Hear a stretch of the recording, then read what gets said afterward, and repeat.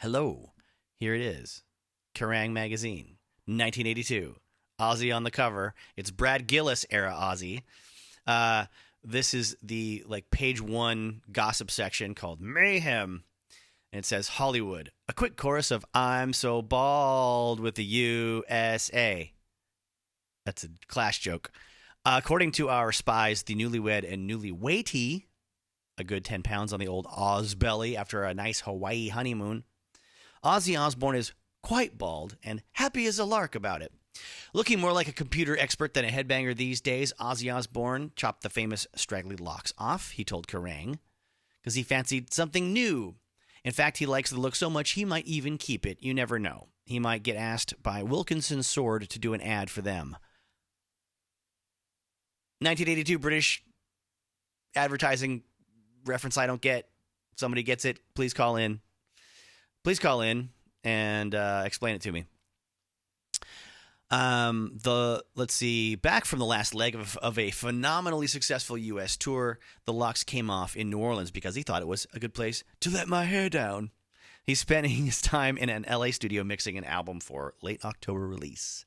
It'll be a live affair dedicated to Rachel and Randy, who died in the plane crash, with liner notes written by Ozzy. Obviously, this is the Randy Rhoads tribute, the Ozzy Osbourne live album. And we hear a couple of genuine tour backstage passes for future use slipped into a couple of lucky buyers' copies. If anyone knows if this actually happened to someone, if this was a legit thing that they gave away, that's pretty cool. Call in and let me know. Call in and be the 10th caller with the phrase that pays.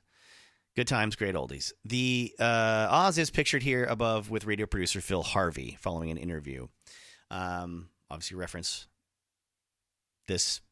There's a link I'll put in the description if I put this on YouTube, and on social media I'll include the photo and a link to the magazine in question.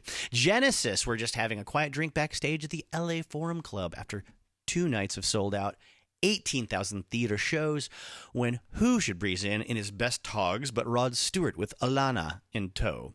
Did we really overhear them say something about Phil Collins doing an ABBA with Mrs. S? Is that a sex thing? I hope it's a sex. I hope doing an ABBA with Mrs. S is a sex thing. Incidentally, now Rod's back. So is Sunday football with the Brits down in West LA. Rod's team won last weekend and went on a Beano around posh Beverly Hills. I hope a Beverly Hills Beano is also a sex thing. Queen have been drinking and partying and sleazying their way through the states with verve and rigor. No. With verve and vigor, rarely seen in these boring parts nowadays. I mean, even notorious hard livers, REO Speedwagon only go back to their hotel after a show and have a few games of tennis.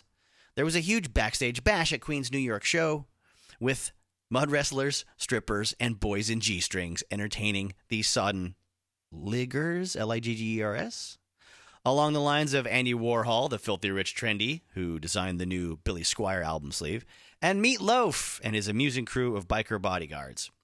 In Washington, Freddie and the boys partied till noon the next day, having drinking contests with cuddly Elton John. Philadelphia, they were guests of honor at the notorious Black Banana. We won't go into that. And in Boston, they hung out at local clubs with members of the Cars, and the mayor still gave them the key to the city. Queen's got a Yank keyboardist on this tour. That's not a sex thing. They mean an American. An LA musician called Fred Mandel, who's played with, watch it, Alice Cooper, Cheap Trick, and Pink Floyd. We've had the Lock Up Your Sons tour by Girl School. We've had the Lock Up Your Daughters tour by Motorhead. And now, courtesy of Van Halen, we have the first American Lock Up Your Sheep tour. At least that was the headline in some obscure Midwestern rural local paper announcing that Davey and the boys were heading that way. Now, how could people think bad thoughts about such clean living guys as these?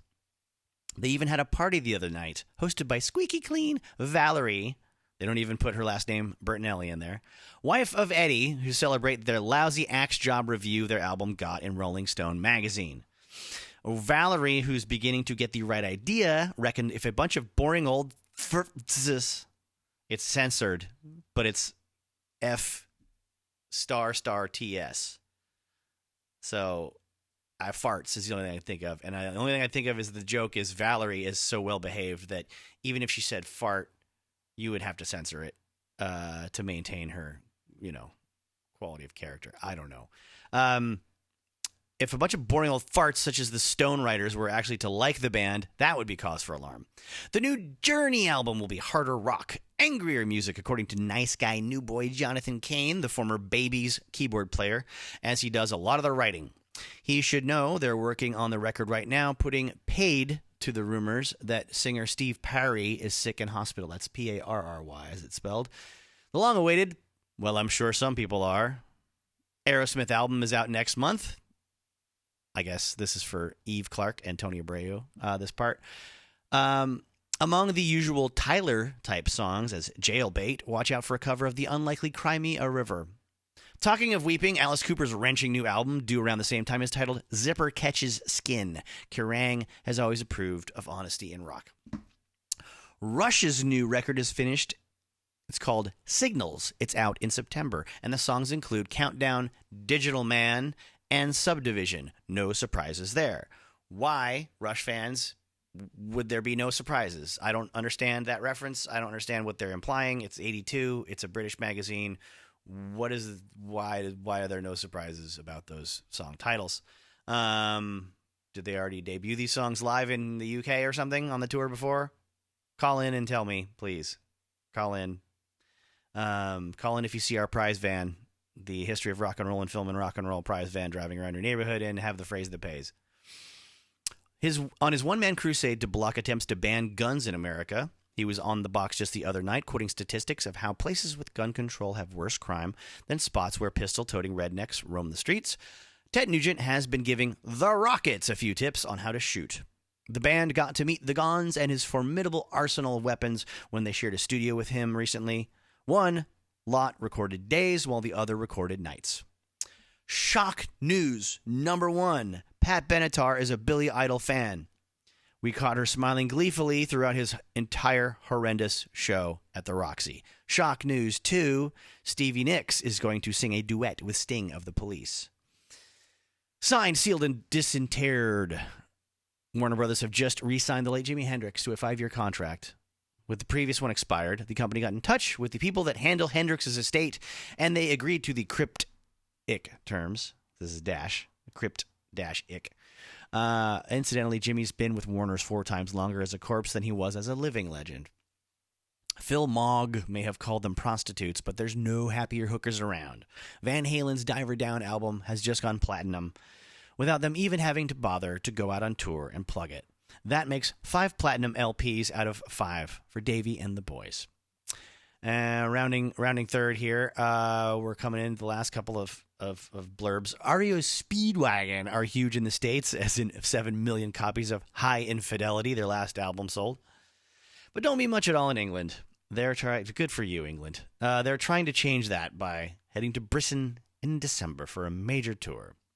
Finally, Manowar, American headbanging heroes fronted by ex-Dictators guitarist Ross the Boss. This I did not know. I didn't know the guy from the Dictators had started Manowar. Brought the house down in a Chicago club the other day, literally. Seems the place was more suited to more mellow American hard rockers, and the volume they played at was too much for the old building to take.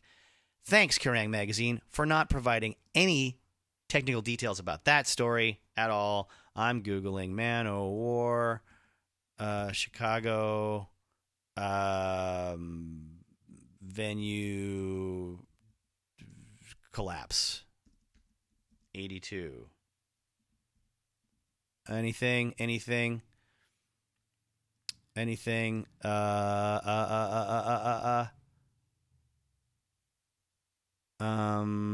Articles about Manowar in general in the early 80s.